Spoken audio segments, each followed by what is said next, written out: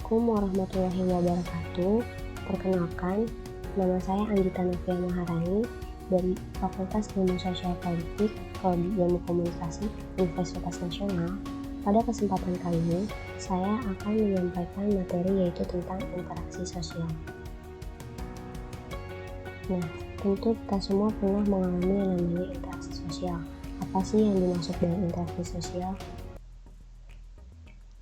Secara umum, interaksi sosial adalah hubungan timbal balik antara individu yang satu dengan individu lainnya, antara kelompok yang satu dengan kelompok lainnya, maupun antara kelompok dengan individu. Salah satu contoh hubungan timbal balik antara individu dengan individu yaitu seorang pedagang dengan seorang pembeli. Mereka saling berinteraksi untuk mencapai tujuan mereka. Salah satunya tawar-menawar harga. Dan selanjutnya, perseteruan antara kelompok TNI dengan sekelompok warga maupun antara kelompok dengan individu yaitu seorang dosen yang sedang mengajar mahasiswanya. Selanjutnya, syarat terjadinya interaksi sosial yaitu dengan adanya kontak sosial dan komunikasi. Dengan adanya kontak sosial, berarti hubungan masing-masing pihak tidak hanya secara langsung atau bersentuhan fisik, tetapi juga tanpa adanya hubungan fisik. Misalnya seperti surat menyurat, telepon, SMS, dan lainnya. Lalu dengan adanya komunikasi, dengan adanya proses penyampaian pesan dari seseorang kepada orang lain yang dilakukan secara langsung maupun tidak langsung atau melalui alat bantu agar orang tersebut memberi tanggapan atau memberi respon. Selanjutnya, bentuk interaksi sosial. Bentuk interaksi sosial itu ada interaksi sosial asosiatif dan interaksi sosial disosiatif. Interaksi sosial asosiatif adalah bentuk interaksi sosial yang mengarah pada kesatuan dan kerjasama. Dia lebih mengarah ke arah yang positif. Contohnya seperti kerjasama, akomodasi, akulturasi, dan asimilasi.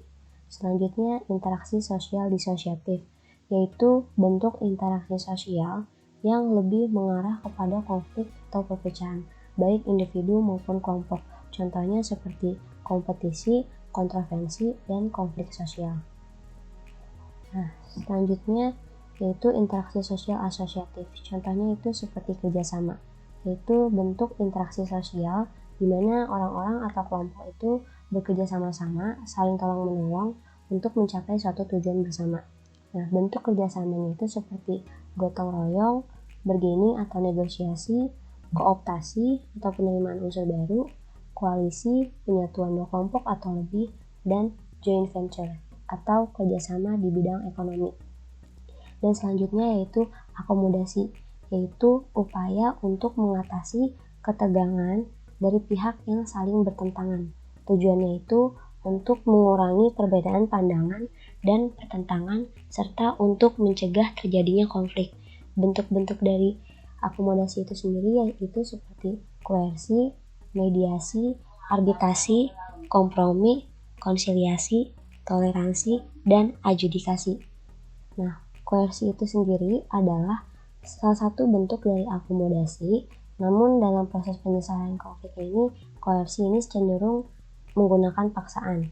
Contohnya seperti rentenir yang melakukan tindakan paksaan agar si peminjam ini cepat melunasi hutangnya. Selanjutnya itu mediasi. Mediasi ini merupakan suatu upaya penyelesaian masalah atau konflik antara dua pihak yang berselisih dengan bantuan pihak ketiga. Nah, mediasi hampir sama dengan arbitrase.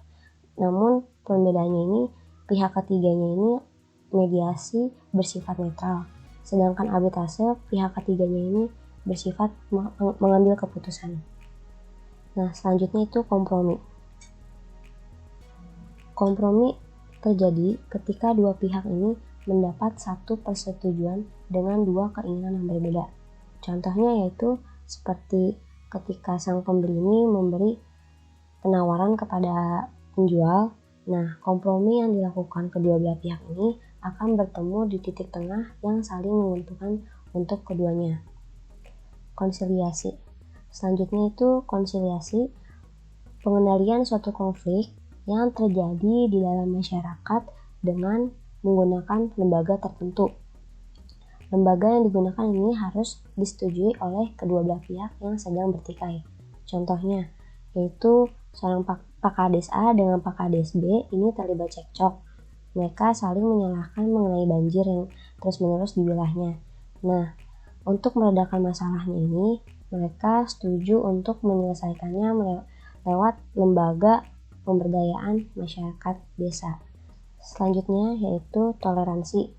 Toleransi adalah sikap saling menghargai sesama masyarakat atau dalam hubungan masyarakat. Contohnya itu, salah satu contohnya menghargai umat yang beragam.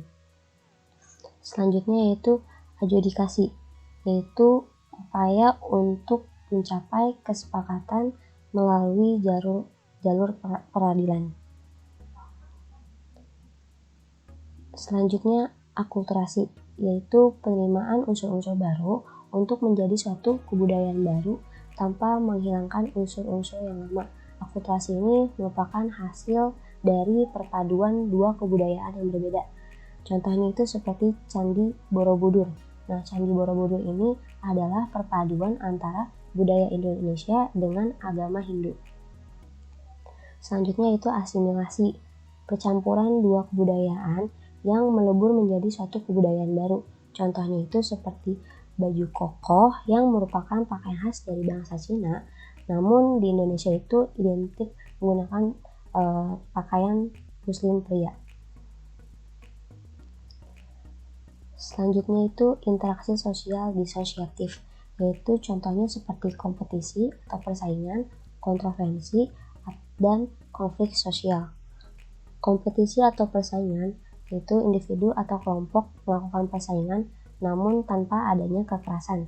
Contohnya yaitu seperti seseorang yang sedang berlomba cerdas cermat, mereka saling bersaing tanpa adanya kekerasan.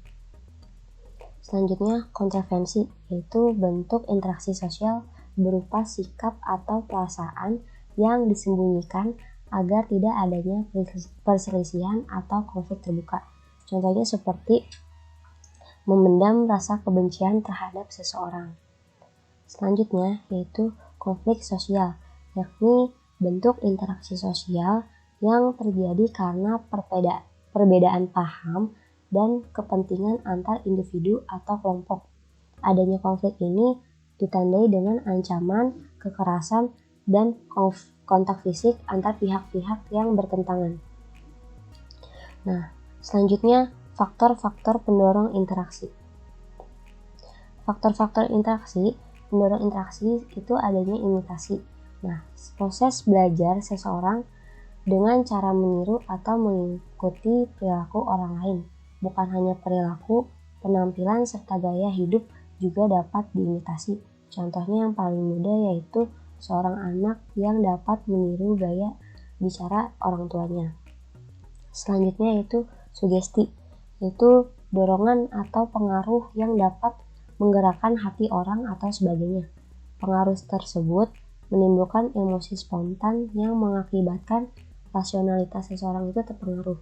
Oleh karena itu, individu cenderung menerima masukan orang lain.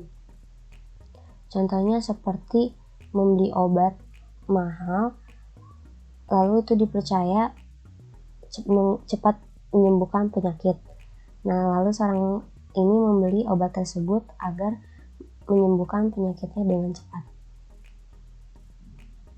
Selanjutnya, identifikasi adalah proses psikologi yang terjadi pada diri seseorang karena secara tidak sadar dia membayangkan dirinya seperti orang lain yang dikaguminya. Lalu seorang tersebut meniru tingkah laku orang yang dikaguminya itu mirip dengan imitasi. Namun kekaguman tersebut cenderung mendorong individu untuk menjadikan dirinya sama atau identik dengan tokoh tersebut. Karena pada dasarnya proses identifikasi ini jauh lebih mendalam dari proses imitasi. Contohnya itu seperti seseorang yang meniru gaya pakaian artis yang diidolakannya. Selanjutnya yaitu motivasi, yaitu dorongan yang timbul pada diri seseorang secara sadar atau tidak sadar untuk melakukan suatu tindakan dengan tujuan tertentu. Seperti contohnya seseorang yang serius belajar dengan motivasi ingin mendapatkan nilai yang memuaskan. Lalu selanjutnya yaitu simpati, yaitu situasi di mana seseorang dapat merasakan kondisi yang sedang dirasakan oleh orang lain. Misalnya seperti seseorang yang dapat merasakan kesedihannya itu ketika melihat orang lain terkena bencana alam atau korban bencana alam. Selanjutnya yaitu empati, yaitu wujud dari rasa simpati yang berupa perbuatan nyata atas dasar rasa simpati. Contohnya adalah para relawan yang tidak dibayar untuk menolong para korban bencana alam. Jadi empati dan simpati ini bedanya, kalau empati itu ada bukti nyata untuk menolong korban bencana alam. Kalau simpati ini hanya merasakan kesedihan seseorang yang terkena bencana alam. Sekian dari penjelasan saya. Mohon maaf bila ada kesalahan. Wabillahi taufiq wal hidayah. Wassalamualaikum warahmatullahi wabarakatuh.